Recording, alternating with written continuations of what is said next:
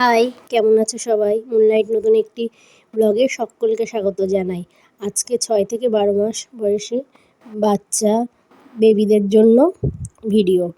আর সেই সমস্ত মায়েরা যারা এই বাচ্চাদের খাওয়ানো নিয়ে কী খাওয়াই করে প্রচণ্ডভাবে হতাশ হয়ে পড়ছে।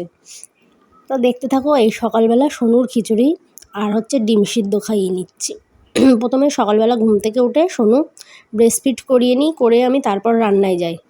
ওটা আমি এই কারণে করিনি আমার সুবিধার্থে। আর সকল ডাক্তারবাবুরাই বলে যে ব্রেস্টফিড সব খাওয়ারের আগে সবথেকে গুরুত্বপূর্ণ। তারপর খিচুড়িটা কতটা লিকুইড হয়েছে সেটা আমি দেখিয়ে দিলাম। তারপর খাওয়ার পর সোনু একটু ঘুমিয়ে পড়ে। ঘুম থেকে উঠে এটা 11টা থেকে 11:30টার মধ্যে আমি ওকে কলাটা দেওয়ার চেষ্টা করি। আর কলা দিলে দুটো গুণ কাজ হয়। একটা তো এই প্রচণ্ড গরমে বেবিরা জল খেলেও বেবিদের জল খাওয়ার পরিমাণটা হয়তো কম থাকে, সেই কারণে ওদের পটির একটা খারাপ দিক যেটা পটিটা ওদের শক্ত হয়। সেই জন্য কলা খাওয়ালে পটিটা নরম হতে পারে বা ক্লিয়ার হতে পারে। আর দ্বিতীয়ত বেবির ওয়েট গরমে কমে যায়। বেবির ওয়েট বাড়ানোর জন্য কলাটা প্রত্যহ খাওয়ানোটা খুব ভালো। আর আমি দেখেছি ও যেদিন কলা খায় না সেদিনই ওর পটির একটা সমস্যা হয়। তাই কলার সাথে আমি অন্য ফল দিই, আর কলাটা তো থাকেই। আর তারপরেই ওকে আমি এইভাবেই কলা খাওয়াই। ওকে কলা হাতে দিলে ও হয়তো খাবে, কিন্তু খাওয়ার থেকেও বেশি সেটা নষ্ট করে ফেলবে বা এখানে ওখানে মেখে ফেলবে। সেটাই আরও আমার বেশি কাজ হবে। সেই জন্য আমি ওকে এইভাবে কলাটা হাতের সাহায্যে যতটা নরম করে দেওয়া যায়, যাতে ও মানে মুখে নিয়ে তাড়াতাড়ি যদি গিলে নেয় তাহলে কোনো যাতে সমস্যা না হয়, তার জন্য ততটাই আমি হাতে মিক্স করে ওকে দিই। আর খাওয়ার সময় সবসময় বাচ্চাকে যদি করে খাওয়ানো হয় চেপে ধরে বেঁধে, তাহলে ওদেরও অসুবিধা হয় বা ওরাও সেটা জোর মনে করে। জোর করে খাওয়ালে সেটা ওরা খেতে চায় না। সেই জন্য খাওয়ার সময় যদি কোনো খেলানো বা ওর সঙ্গে কেউ খেলতে থাকলো বা ওর হাতে কিছু দিয়ে দিলে সেটা নিয়েও ব্যস্ত থাকলো, আর আমি তারপরে আস্তে আস্তে ওকে খাইয়ে দিতে পারি। খাওয়াতে গেলে একটু সমস্যাই হয় আর অনেকটা সময়ও লাগে। তাহলেও যদি বাচ্চা খায় তাহলে সেই কষ্টটা আর মনে হয় কোনো কষ্টও থাকে না। তারপরে দুপুরে আমরা প্রত্যহ যা খাই সেই খাবারটাই ওকে দেওয়া হয়। প্রত্যেক দিনই মাছ দেওয়া হয় বেশিরভাগ দিন। আর আজকে চিকেন ছিল, সেই চিকেনটা আমি কিন্তু ওর জন্য আলাদাভাবে রান্না করিনি। আমাদের যেমন রান্না করা হয় ঝাল দিয়ে সব মশলা, সেইভাবেই করেছি। কারণ ওরও মুখের একটা টেস্টের ব্যাপার আছে। প্রত্যেক দিন ও একরকম খাবার খেয়ে ওরও মুখটা হয়ে যায়, সেই জন্য। আর তারপরে চলে আসলাম। এটা সেরেল্যাক বললেও চলে। মায়েদের বলবো যে সেরেল্যাক কেনাটা না ব্যবহার করে ঠিক এইরকমভাবে বানালে তাতে আরও বেশি হয়তো গুণাগুণ। এটা দুধটা ফুটে উঠলে দুধের স্বরটা অবভিয়াসলি থাকবে, আর তার সাথে একটুখানি 1 চামচ চালের গুঁড়ো। আর যদি বেবি অত্যন্তই ছোটো থাকে তাহলে 1 চামচের জায়গায় সেটা 1/2 চামচ দিলে আরও বেশি হয় কাজ।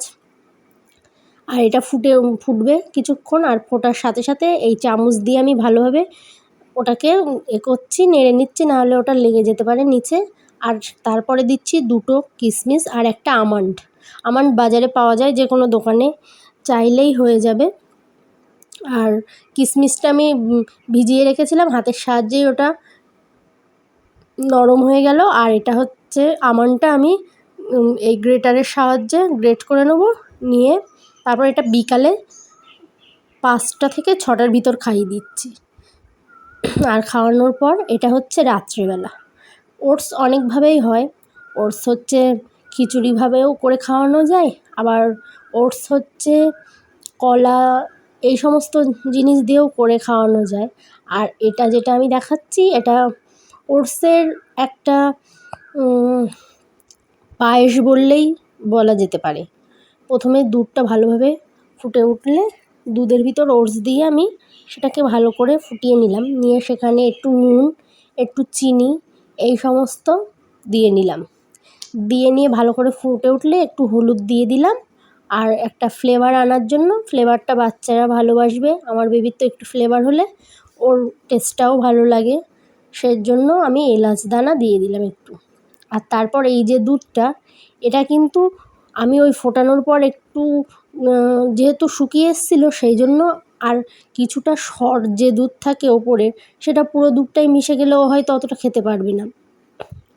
সেই জন্য আমি এই দুধটা আলাদাভাবে তুলে রেখেছিলাম, সেটাতেই আমি ভালো করে মিক্স করে আর একটা আমন্ড দিয়ে দিলাম। দিয়ে এইরকম দেখতে হয়েছিল। আর এটা ওর খাওয়ার পরেরটা দেখাচ্ছি কতটা খেয়েছিল, আর বাকি এইটা। আর এই যে এইভাবে চামচের সাহায্যে, আমার সোনু চামচের সাহায্যে খেতে ভালোবাসে না, ও 1-2বার হয়তো চামচে খায়, ও বেশিরভাগটাই আমার হাতে খাওয়াটা বেশি পছন্দ করে। আর তারপর ওকে ওই খাইয়ে নিলাম।